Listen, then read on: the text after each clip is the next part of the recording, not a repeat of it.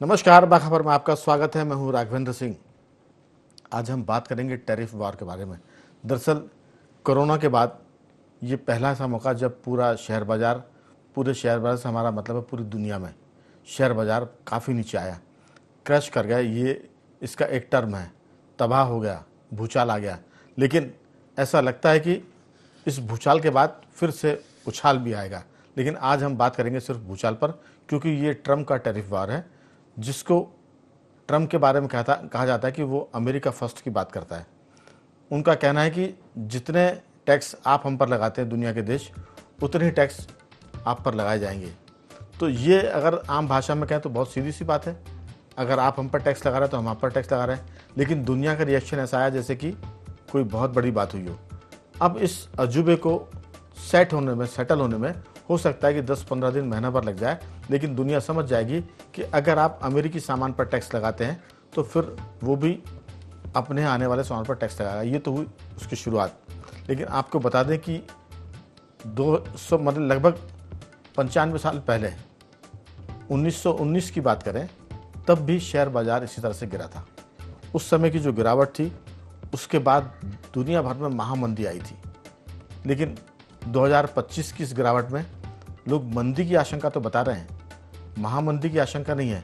लेकिन मंदी की आशंका भी कितनी सही होगी, इस पर लोगों को संदेह है। क्योंकि बाजार दुनिया में फिर से उठेगा, क्योंकि अमेरिका भी इस पर नज़र बनाए हुए। ख़ासतौर से ये लड़ाई है अमेरिका और चीन की, और उस लड़ाई में पूरी दुनिया शामिल हो रही है। लेकिन ये मामला कितना आगे बढ़ेगा, भारत के संदर्भों की बात करें तो, टैरिफ वार की बात करें तो उसमें भारत की सरकार खामोश है। वो स्थिति को देख रही है, मौके की नज़ाकत को समझकर वो रणनीतिक तौर पर काम कर रही है। उन्होंने ना तो टैरिफ के जवाब में टैरिफ लगाया है, बल्कि वो देख रहे हैं कि इस टैरिफ के लगने से हमें कहाँ और किस देश से फ़ायदा हो सकता है। तो इसलिए भारत की स्थिति दुनिया भर के बाजार से थोड़ी सी अलग है।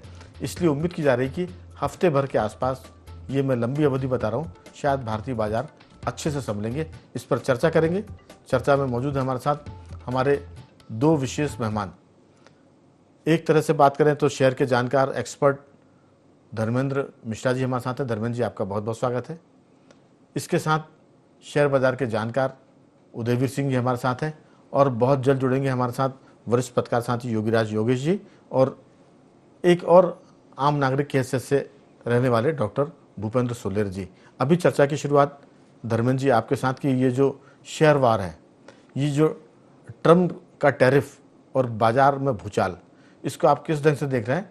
हिंदुस्तानी संदर्भ की बात करें तो यहाँ अभी जो गिरावट है वो लगभग 2200 अंक की आई है।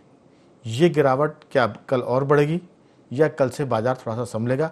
हो सकता है, मेरा अपना अनुमान है कि शुरू में बाजार संभले, उसके बाद फिर लोग प्रॉफिट बुक करें अंदेशे में।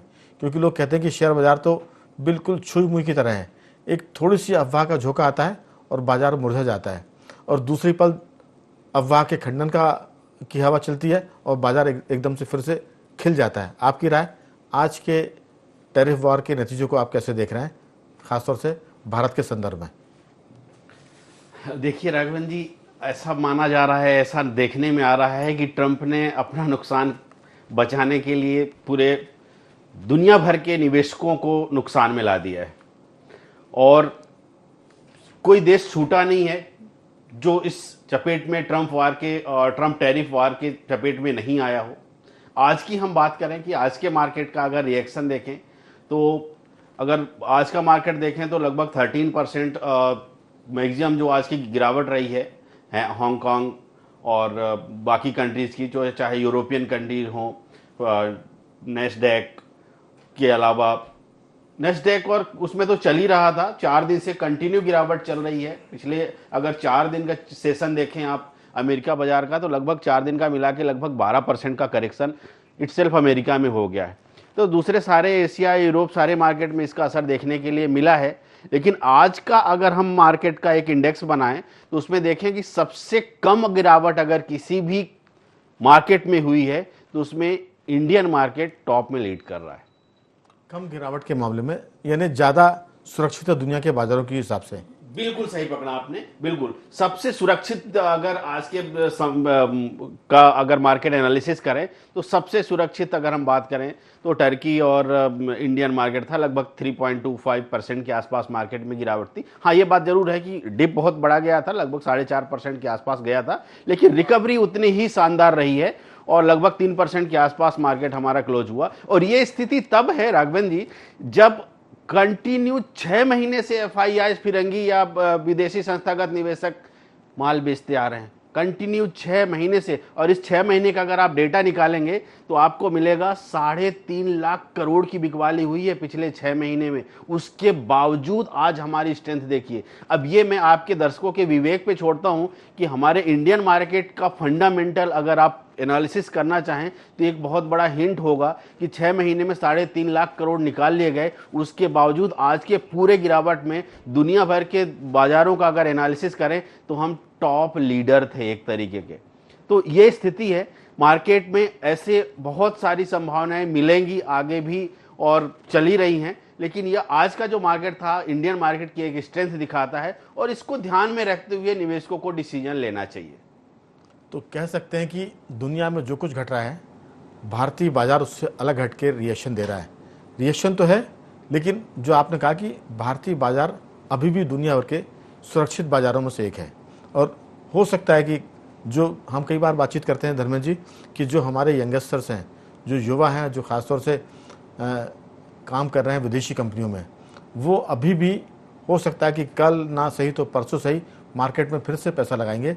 और कह सकते हैं कि आज दिन भर में जो कुछ हुआ था उसमें मजाक में एक सज्जन ने कहा था कि ये ऐसा मौका है आपको मार्केट में पैसा लगाने का कि अगर आपके पास पैसे नहीं है, मेरी बात को फॉलो मत करिए, दर्शकों से मेरा मानना है, उन्होंने मजाक में कहा कि अगर आपके पास पैसा नहीं है तो आप घर बेच दीजिए और घर बेचकर आप पैसा लगाएंगे तो 2 साल में आपके 2 घर हो जाएंगे। इतना पैसा आपको मिल जाएगा शेयर बाजार से। तो ये उनकी हंसी मजाक में कही गई बात है, लेकिन ये बात भारतीय बाजार को लेकर आशा का ज़बरदस्त एक पैमाना बताती है कि लोग भारतीय बाजार को लेकर कितने आशान्वित हैं। वो कहते हैं कि पैसा ना हो तो आप घर बेचकर लगा सकते हैं, लेकिन लोग घर बेचकर पैसा ना लगाएं। मामला सिर्फ इतना है कि आप घबराएं नहीं, ये कहना है। उदयवीर जी, आपकी राय? देखिए, अभी पूरी दुनिया में 2 युद्ध पहले से चल रहे थे। एक इजराइल का चल रहा था गल्फ कंट्री के साथ, दूसरा यूक्रेन और रशिया का चल रहा था। ये युद्ध तो 2 देशों 3 देशों के बीच में थे, लेकिन ट्रंप ने एक नया युद्ध, इकोनॉमिक युद्ध शुरू कर दिया है सारी दुनिया के खिलाफ। और आपकी जानकारी के लिए बता दूं, 70% देशों का पूरा निवेश जो है डॉलर के अंदर है और ट्रंप जो है उसका पूरा फ़ायदा उठाना चाहते हैं। वो एक बिजनेसमैन है, तो उन्होंने एक नए तरीके का वार, जिसे कहते हैं इकोनॉमिक वार, वो शुरू कर दिया है दुनिया के खिलाफ। और इससे हम ही नहीं, हम तो शायद सबसे कम प्रभावित हैं। और हम अगर देखा जाए तो दुनिया के हिसाब से सबसे बड़ी उभरती हुई अर्थव्यवस्था है। तो हमारे लिए मतलब हमने ये सारी चीज़ें अभी तक पी, जैसे जितने भी युद्ध हुए सारे युद्धों को हम पी गए। अब ये जो नया युद्ध है, मुझे लगता है आपने 7 दिन का टाइम दिया, 7 दिन के अंदर अंदर हम इसको भी एब्जॉर्ब कर लेंगे और नई दिशा में नए तरीके से हिंदुस्तान का शेयर मार्केट फिर ऊपर उठेगा। बिल्कुल ये उम्मीद करनी चाहिए, क्योंकि लोग कहते हैं ना उम्मीद पर आसमान टिका, लेकिन भारतीय शेयर बाजार ने कोरोना के बाद से ये कई बार साबित किया कि उम्मीद पर आसमान नहीं बल्कि हमने आसमान को सच में टिकाए रखा है। मैं आऊँगा योगराज जी आपकी तरफ कि ये जो सारा मामला है आर्थिक मुद्दे पर तो धर्मेंद्र मिश्रा जी ने और उदयवीर जी ने बात की, लेकिन मेरा थोड़ा सा पॉलिटिकल एंगल है इसमें। वो ये कि ट्रंप कहते हैं कि उनके खिलाफ वहाँ की जो एक डीप स्टेट है अमेरिका की, वो उनके खिलाफ इलेक्शन के पहले से है। उन पर हमला भी जब कराया गया था तो उसमें भी ऐसी अफवाह थी कि डीप स्टेट का हाथ है, क्योंकि डीप स्टेट नहीं चाहता कि डोनाल्ड ट्रंप वहाँ के राष्ट्रपति बनते, लेकिन वो भारी बहुमत के साथ बने। और उन्होंने इस बात को स्वीकार किया कि डीप स्टेट उनके अगेंस्ट में है, क्योंकि अमेरिका में डीप स्टेट डोनाल्ड ट्रंप के हटने के बाद बराक ओबामा की बात करें, जो बाइडेन की बात करें, वो उनको चलाता था। इस बीच में एक बयान और आया था कि इटली के प्रधानमंत्री ने कहा था कि जो वामपंथी लोग हैं, पत्रकार हैं, वामपंथी जो एक तरह से विचारक हैं लोग हैं, वो इटली, अमेरिका और भारत के मोदी के खिलाफ हैं। ये बात किसी हिंदुस्तानी ने नहीं कही थी, ये बात इटली की प्रधानमंत्री ने की थी। तो मुझे लगता है कि जो बात एक तरह से डोनाल्ड ट्रंप ने अमेरिका के हित में फैसला किया, लेकिन अमेरिका में ऐसा रिएक्शन बताया जा रहा है कि डोनाल्ड ट्रंप ने अमेरिका के खिलाफ फैसला किया। वो ये कह रहे हैं कि अगर आप हमारे ऊपर टैक्स लगाते हैं हमारे सामान पर, तो हम भी आपके सामान पर टैक्स लगाएंगे, इसमें गलत क्या है। लेकिन पूरी अमेरिका में एक मैसेज जा रहा है कि 1500 संस्थानों के खिलाफ प्रदर्शन किया है। हमारा हालांकि उससे कोई वास्ता नहीं, मैं अमेरिका गया भी नहीं, लेकिन जो हम बैठकर यहाँ से समझ पाते हैं कि डोनाल्ड ट्रंप के खिलाफ वो लोग भी हैं जो डीप स्टेट में उनके खिलाफ काम कर रहे थे, और पूरी दुनिया में जो लेफ्टिस्ट हैं वो भी ट्रंप के इस टैरिफ वॉर के खिलाफ है। वो ये बताना चाहते हैं कि डोनाल्ड ट्रंप बैकफुट पर जाए, पूरी दुनिया मंदी में जा सकती है। लेकिन मुझे लगता है कि ट्रंप ने कहा है कि अगर बीमारी हो तो कड़वी दवा कई बार लेनी पड़ती है और इससे इलाज भी ठीक होगा। तो ये है एक तरह से पॉलिटिकल सीन है।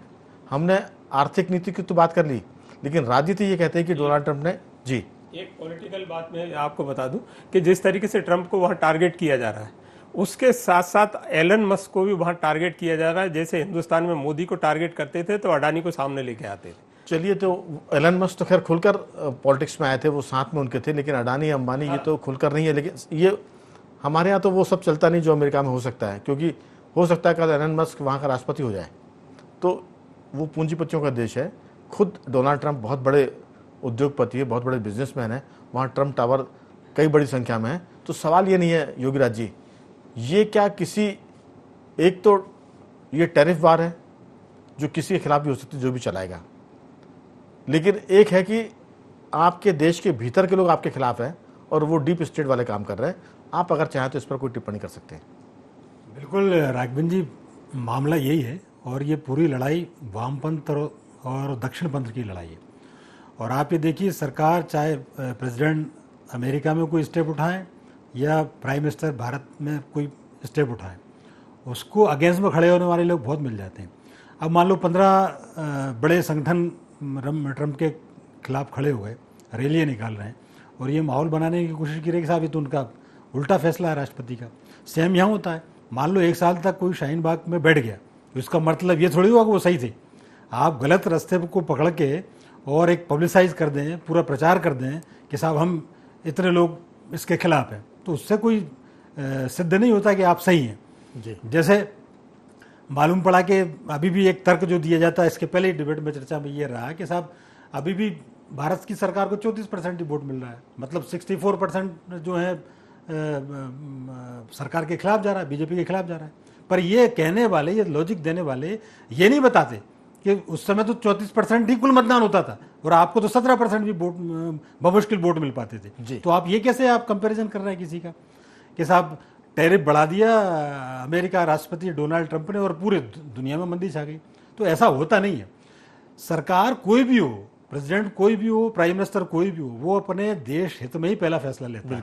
लेकिन वो फैसला किसी लोगों को बुरा लगने लगता है कि साहब ये तो हमें पिछले 2014 के बाद से लगातार, मैं 14 और 15 में कोई भेद नहीं करता है, 14 के पहले में कोई भेद नहीं करता, लेकिन ऐसा बताने की कोशिश की जा रही है कि साहब 2014 के बाद से तो देश में सब चीज लड़खड़ाने लग गई, अर्थव्यवस्था खत्म हो गई, देश बर्बाद होने जा रहा है, आने वाले लोगों को रोजगार नहीं मिलेगा। तो मतलब 2014 के पहले सबको बहुतायत में रोजगार मिल रहा था। तो इन सब चीजों से परे होना चाहिए एकदम। भाई शेयर मार्केट की स्टडी अलग है, पॉलिटिक्स की स्टडी अलग है, किसी एक की पॉलिसी से थोड़ा दुनिया का बाजार धड़ाम गिर जाएगा। बिल्कुल ठीक है, लेकिन धर्मेंद्र जी, दरअसल बात यह है कि हमने चर्चा की शुरुआत में कहा था कि 1929 में भी इसी तरह की मंदी आई थी और वो मंदी मुझे लगता है कि महामंदी में तब्दील हो गई थी। लेकिन 1929 की दुनिया और 2025 की दुनिया में बहुत फ़र्क है। अब ग्लोबल विलेज की बात करते हैं, पूरी दुनिया एक गांव की तरह है। तो यहाँ ऐसा नहीं है कि अगर अमेरिका में कोई फैसला लिया गया तो उसका असर कई महीने बाद दुनिया पर आएगा। कल फैसला लिया और 1 हफ्ते में पूरी दुनिया पर वो हो गया, जैसे वायरस निकला और 15-20 दिन में पूरी दुनिया में छा गया था। तो ये जो ट्रंप का टैरिफ वाला मामला है, ये भारत को कम नुकसान करेगा, क्योंकि उन्होंने चीन पर 36% टैक्स लगाया, कनाडा पर 36% टैक्स लगाया, भारत पर 10% कम, सिर्फ 26% टैक्स है और उस पर भी नेगोशिएशन चल रहा है। सितंबर तक शायद इस टैरिफ वार के बारे में भारत को और राहत मिल सकती है। इसमें खास बात है कि थोड़ा सा इसी विषय को एलोबरेट कर रहे हैं कि इसमें भी भारत सरकार ये देख रही है कि इस दुनिया भर की जो आपदा आई है टैरिफ वार की, इसमें भारत क्या फ़ायदा ले सकता है। तो ये फ़ायदा उठाने का वक्त है। जैसे आज की बात मैं कर रहा हूँ कि मेरे बेटे ने सुबह मुझे फ़ोन किया कि पापा मार्केट बहुत नीचे चला गया, क्या कुछ पैसे लगा दिए जाएँ? मैंने कहा कि थोड़ा सा और रुको, ये मार्केट अभी और नीचे जाएगा तब पैसे लगाना।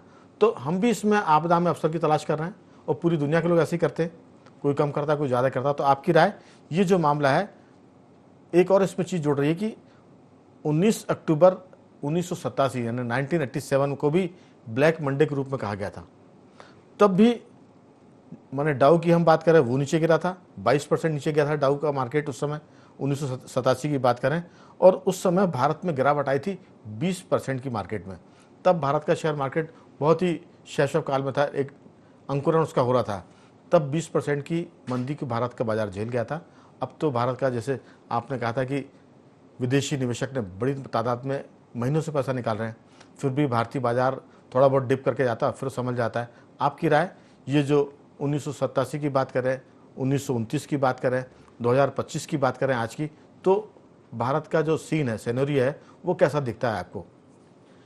बिल्कुल, आज का अगर रीज़न हम तलाशने की कोशिश करते हैं कि मार्केट किन रीज़न की वजह से करेक्शंस हो रहा है, तो पहला ट्रम्प टैरिफ है, दूसरा चाइना ने जो जवाबी कार्यवाही की है वो रहा है, और तीसरा एक रीज़न है कि ये टैरिफ का असर कहाँ दिखेगा। तो सिंपल शब्दों में अगर बताऊं तो ये है कि चीज़ें महंगी होंगी, और चीज़ें महंगी होने से सबसे ज़्यादा असर जो अमेरिका में बन रहा है, और उसकी वजह से चीज़ें चूँकि महंगी होंगी तो खरीदारी कम होगी और उससे इकोनॉमी स्लो डाउन हो जाएगी, और एक तरीके से वो मंदी का एक सिग्नल बनता है। तो वो असर है कि मंदी जो है, हो सकता है लोग इसका अंदाज़ा लगा रहे हैं या अनुमान लगाना स्टार्ट कर रहे हैं कि इकोनॉमी का स्लो डाउन जो है एक आर्थिक सिग्नल दे रहा है कि इकोनॉमी में कुछ अच्छा नहीं चल रहा है। लेकिन जब हम इंडियन संदर्भ में बात करते हैं, तो जैसे आज का भी आप FII जो DIIs के डेटा की बात कर रहे थे, तो 9,000 करोड़ के आसपास का माल आज भी FII ने सेल किया है। उसके बिहाफ में घरेलू संस्थागत निवेशकों ने 12,000 करोड़ से ज़्यादा की खरीदारी की है।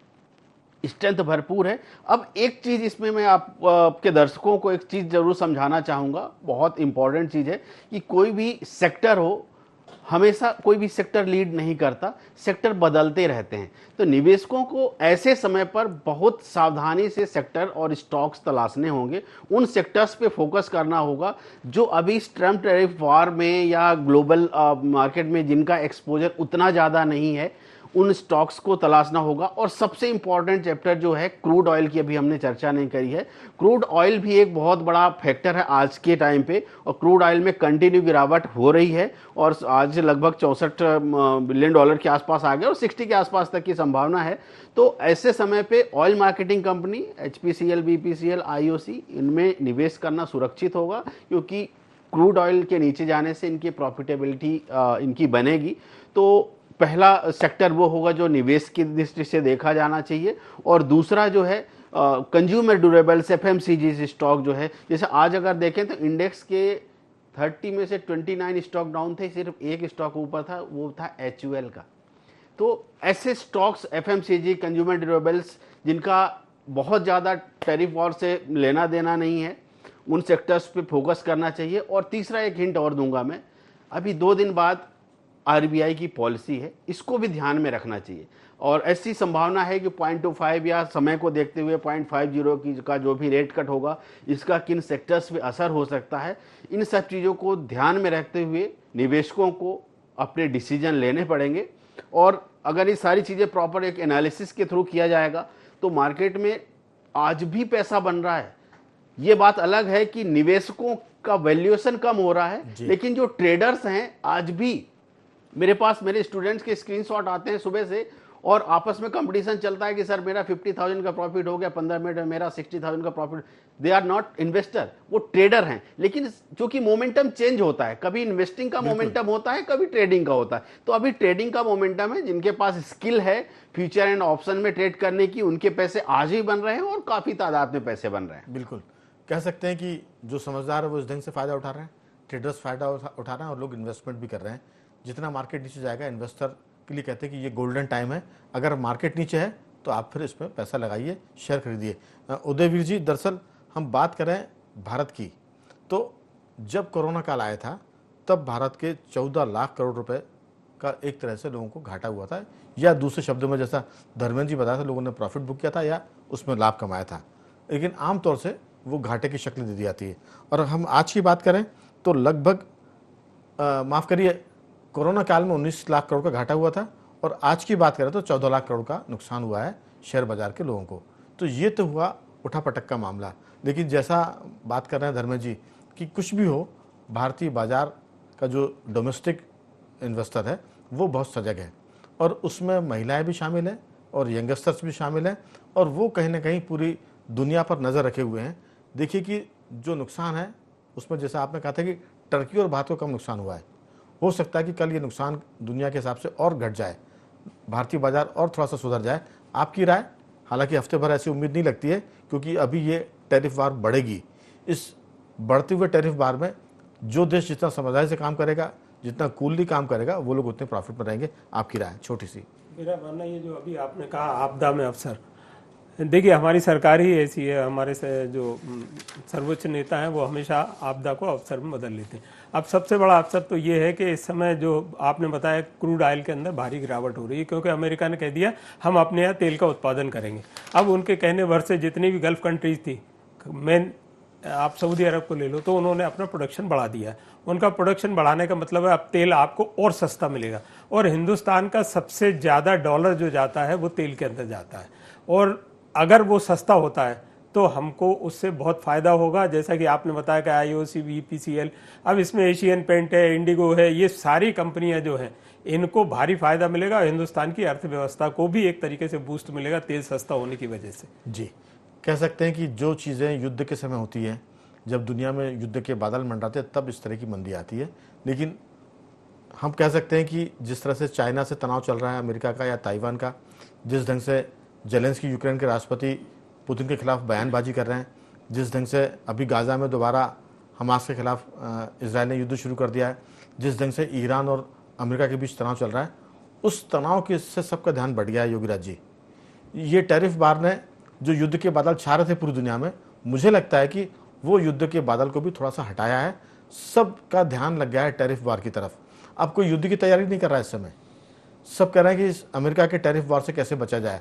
कनाडा हो, नाटो देशों की बात करें, इसके अलावा जो भारतीय या एशियाई देशों की बात करें, तो मुझे लगता है कि ये कई चीज़ों में आज नहीं तो 2 महीने बाद जब लोग इस पर बात करेंगे, इसका विश्लेषण करेंगे, तो कहेंगे कि एक युद्ध की घटा छाई थी जो इस टैरिफ वार के चक्कर में निकल गई। आपकी राय? देखिए साहब, भारत की मिट्टी जो है वो ऐसे ही अवसरों के लिए बनी हुई है, और यहाँ के जो लोग हैं वो अलग प्रकृति के लोग हैं। दुनिया में उथल पुथल मच जाए लेकिन भारत उससे बचा रहता है। ये हमने एक बार नहीं कई मौक़ों पर देखा। कोरोना तो इसका सर्वश्रेष्ठ उदाहरण है। और भारत की मिट्टी में भी भारत की जो महिला है उनके आगे अच्छे अच्छे ट्रेडर्स फेल हैं, उनके आगे अच्छे अच्छे निवेशक फेल हैं।